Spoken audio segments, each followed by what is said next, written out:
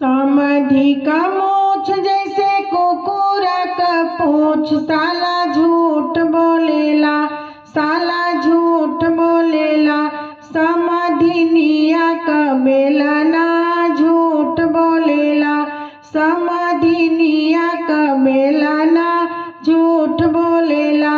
समधिनिया का पेट जैसे इंडिया के गेट, साला झूठ बोलेला, साला झूठ बोलेला।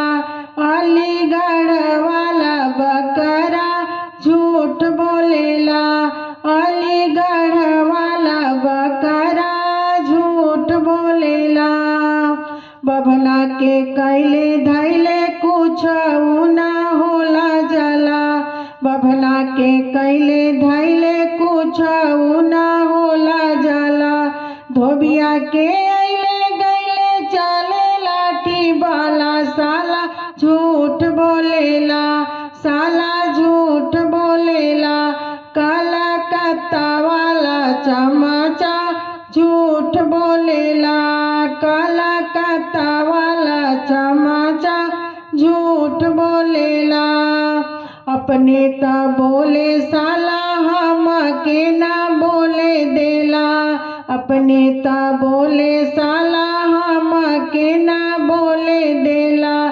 तीनों चारों भाई बाप सभी सुरता वाला, साला झूठ बोलेला, साला झूठ बोलेला।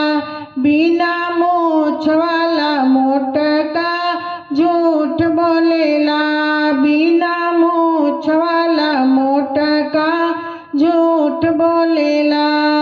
बाहर बिलार घर में शेर के शिकार करे, बाहर बिलार घर में शेर के शिकार करे।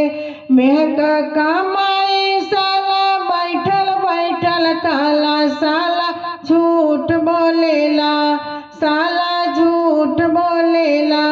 ई जवानी छापही जड़ा झूठ बोलेला, ई जवानी छापही जड़ा झूठ बोलेला। कर खाना साला किसानों से बोली बोले, कर खाना साला किसानों से बोली बोले।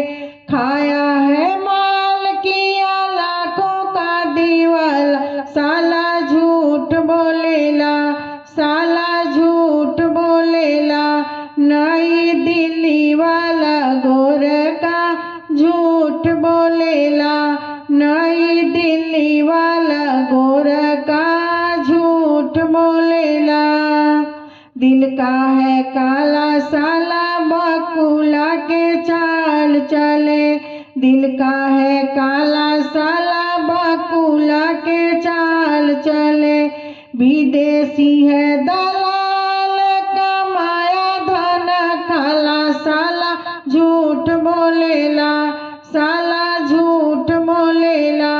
हीरो बॉम्बे वाला लमका झूठ बोलेला, हीरो बॉम्बे वाला लमका झूठ बोलेला। सम गरीब के शांत सुहाग रात, सम गरीब के संता का सुहाग रात। जय दिन बोले सारा पाएगा साली, साला साला झूठ बोलेला, साला झूठ बोलेला। आजमगढ़ वाला पगला झूठ बोलेला, आजमगढ़ वाला पगला झूठ बोलेला। समधिनिया का बेलना झूठ बोलेला, समधिनिया का बेलना झूठ बोलेला।